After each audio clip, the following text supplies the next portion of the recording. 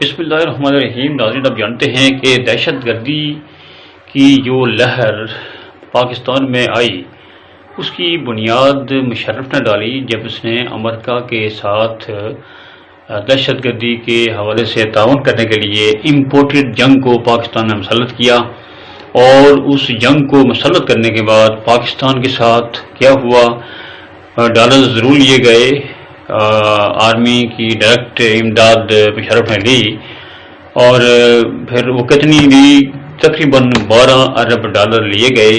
وہ پیسہ کدھر گیا، کہاں لگا، کیا سلسلہ ہے، ظاہر ہے اس کے اوپر زبان پاکستان میں خاموش رکھنی پڑتی ہے۔ امریکہ نے اس کے اوپر کئی دفعہ آواز بھی اٹھائی کہ مشرف نے یہ پیسہ کہاں چھوڑا اور یہ پیسہ ہمیں واپس لینا چاہیے، وغیرہ وغیرہ مختلف باتیں ہوتی رہیں۔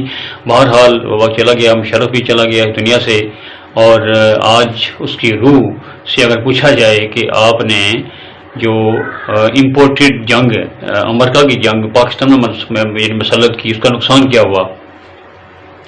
ایک تو یہ ہوا کہ قیمتی جانیں، خوبصورت عمارتیں، خوبصورت جگہیں، عظیم لوگ، عظیم باپ، عظیم خواتین، حاملہ خواتین، چھوٹے بچے، بہت کارآمد باپ، عظیم ورک فورس ہمارے ملک کی تباہ ہوئی، اور بڑی بڑی عمارتیں اس دہشت گردی کی نظر ہوئی اور آج تک ہو رہی ہیں۔ یہ ایک بہت بڑا المیہ ہے، اور وہ راستہ اس لیے بند نہیں ہو رہا کہ جن 45 لاکھ مسلمانوں کو، افغانی مسلمانوں کو ہم نے اڈے دے کر امریکہ کے ہاتھوں مروایا، وہ افغانی تو جیت گئے، ناظرین وہ جیت گئے، لیکن مشرف آج اس کا جو روح ہے، جو کہا تھا کہ ہمیں امریکہ نے کہا کہ ہم آپ کو سٹون ایج میں پہنچا دیں گے اگر آپ نے ہمارا ساتھ نہ دیا۔ یار ساتھ دینے کا مطلب کیا ہے؟ دہشت گردی کہاں ہو رہی ہے؟ وہ دہشت گردی نہیں تھی، وہ اپنے جہاد کر رہے تھے، وہ اپنے حقوق کے لیے لڑ رہے تھے۔ وہ جنگجو لوگ ہیں جن کے لیے خراسان کا لفظ آپ صلی اللہ علیہ وسلم نے استعمال کیا، اور پھر یہ بھی فرمایا کہ کالے جھنڈے اٹھیں گے، یہ دنیا میں چھا جائیں گے، ان کا کوئی مقابلہ نہیں کر سکے گا، اور یہ حقیقت ہے۔ اسرائیل کے ساتھ بھی ایسا ہونا ہے۔ ابھی اس وقت یہ وقت ہے کہ آپ اسرائیل کے ساتھ کھڑے ہوتے ہیں یا مسلمانوں کے ساتھ کھڑے ہوتے ہیں۔ منافق مسلمانوں سے ہمیشہ جو ہے اسلام کو نقصان ہوا ہے۔ وہ اگر یہودی ہے تو وہ اپنے کام پر اگر پکے ہیں، ہم ان کو سلوٹ کرتے ہیں اس لیے کہ وہ اپنے دھرم کے پکے ہیں۔ ہندو ہے، وہ اپنے دھرم کا پکا ہے، وہی سلوٹ ہم اس لیے کہ وہ اپنے ایمان کا پکا ہے۔ اور یہ 2 نمبر مسلمان، آدھا ہندو تھا، آدھا کافر تھا، آدھا، اس طرح نہیں ہوتا۔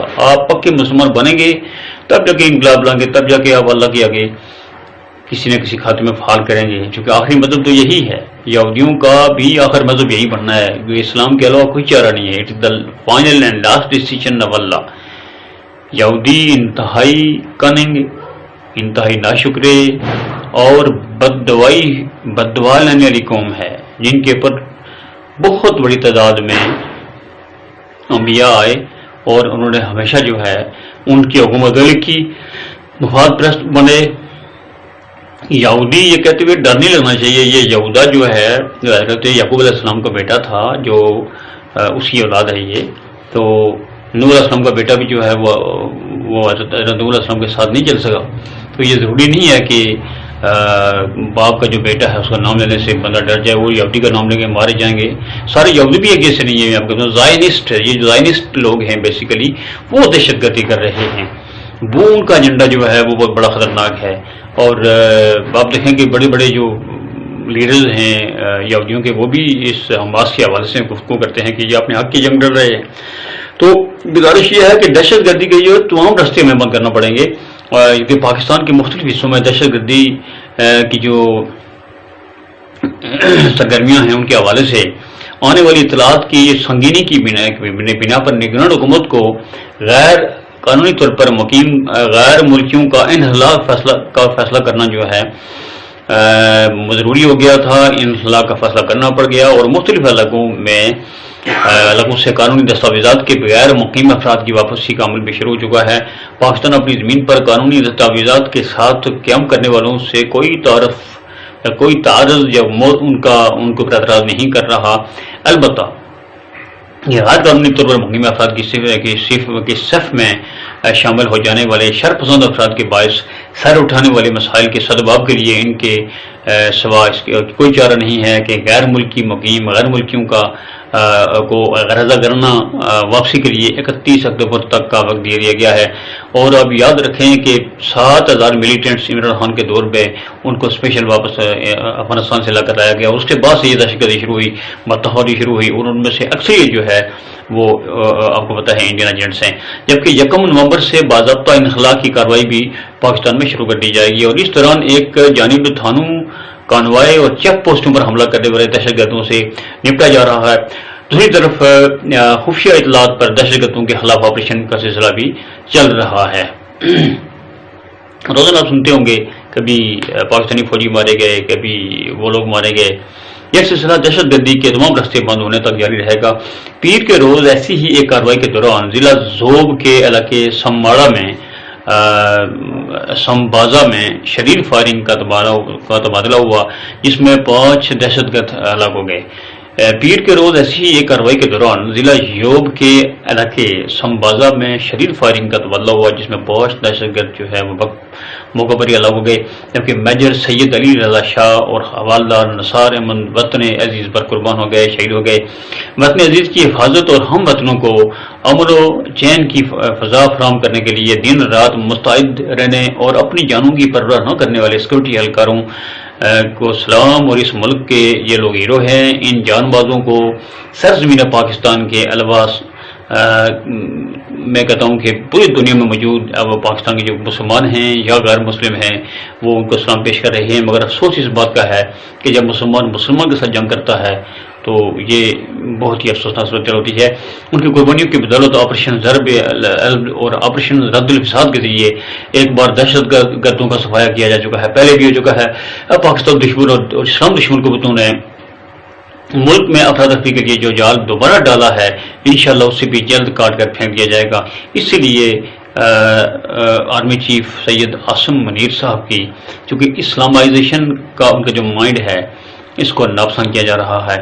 جب بھی آپ کٹر مسلمان ہو جائیں گے آپ کو بہت ناپسند کیا جائے گا. جب آپ ماڈریٹ قسم کا مسلمان ہوں گے آپ خاندانی نظام کو پسند نہیں کریں گے، آپ دوپٹہ پہننا پسند نہیں کریں گے، آپ نماز کو پرانا فسودہ، اسلام کو پرانی فسودہ چیز سمجھیں گے، ماڈرنائزیشن کی طرف جائیں گے تو پھر آپ کو انگریز پسند کرے گا، آپ کو ہندو بھی پسند کرے گا، آپ کو ساری دنیا پسند کرے گی.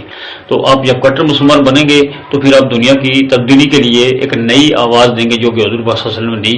اور یہ یاد رکھیے گا یہ جو لوگ یہ سوچتے ہیں کہ اسلام فنڈامنٹلزم ہے اور نہیں جی نہیں اس کی بہت ساری چیزیں اپلائی نہیں ہوتی، ہر چیز اپلائی ہو رہی ہے، ساری زندگی اپلائی ہوتی رہے گی. روبوٹس آ جائیں، اے آئی آ جائے، بے شک انسان اڑنا شروع ہو جائے، بے شک انسان یہاں سے فلکس ہو اور امریکہ چلا جائے، امریکہ سے فلکس ہو جاپان چلا جائے، لیکن اسلام کی جو بات ہے وہ فائنل اور حتمی اور آخری ہے. کیونکہ دنیا بنائی ہے رب نے اور رب کے آخری نبی اور سب سے بڑے ولی آپ صلی اللہ علیہ وسلم ہیں. ایک ولی اللہ کو جا کر آپ سمجھ نہیں سکتے، اس کی طاقت کو نہیں سمجھ سکتے، اس کی گفتگو میں اللہ کو دیکھتے ہیں آپ. اس نے کہا کہ ہڈی جڑ جائے گی تو ہڈی جڑ جاتی ہے. اس نے کہا کہ کم بِإِذْنِ اللہ، اللہ کے نام سے کھڑے ہو جاؤ. میں ایک مثال دے رہا ہوں.